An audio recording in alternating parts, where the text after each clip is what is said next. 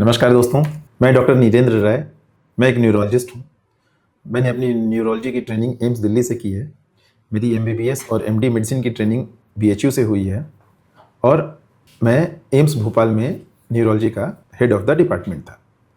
दोस्तों, आज एक महत्वपूर्ण विषय है जिस पर हम चर्चा करेंगे, बुजुर्गों में, सीनियर सिटीजन्स में गिरने की समस्या। ये बहुत महत्वपूर्ण है इसलिए कि जैसे जैसे हमारे स्वास्थ्य सुविधाएं बढ़ रही हैं, हमारे समाज में बुजुर्गों की संख्या अब बढ़ रही है। हमारे जीवन का आयु भी बढ़ता जा रहा है, तो धीरे धीरे समाज में बुजुर्गों की संख्या बढ़ेगी और बढ़ रही है। और गिरना उनका एक बहुत बड़ी समस्या है।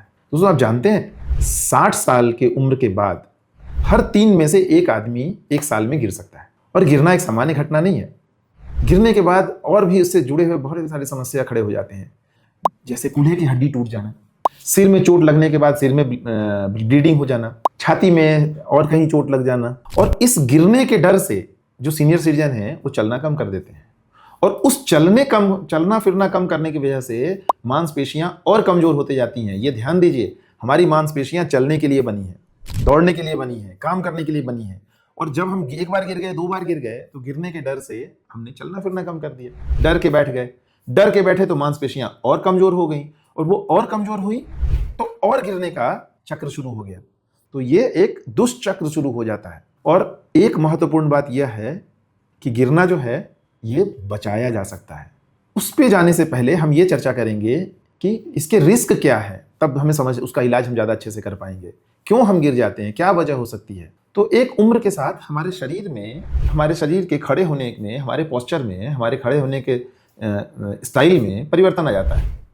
हमारा जो सेंटर ऑफ मास होता है शरीर का, वो बदलता है, क्योंकि हमारी मांसपेशियां कुछ कमजोर होती हैं। उसकी वजह से भी हम पोस्चर की वजह से गिरते हैं। दूसरा वजह होता है डायबिटीज, बहुत कॉमन होते जा रहा है।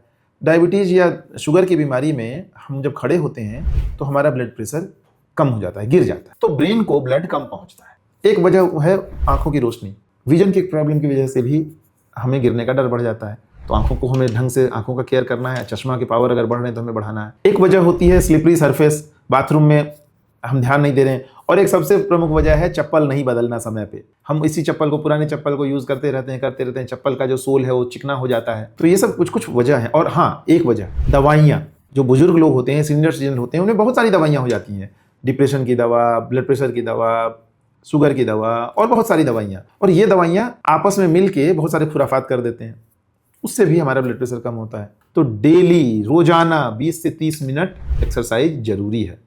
उसमें पैर का, कूल्हे की हड्डियों का, बैक का, हाथ का, सबके एक्सरसाइज एक क्रम बना लें। और एक्सरसाइज बहुत जरूरी है, कसरत बहुत जरूरी है। साल में एक बार अपनी सारी दवाइयाँ डॉक्टर से जरूर रिव्यू कराइए।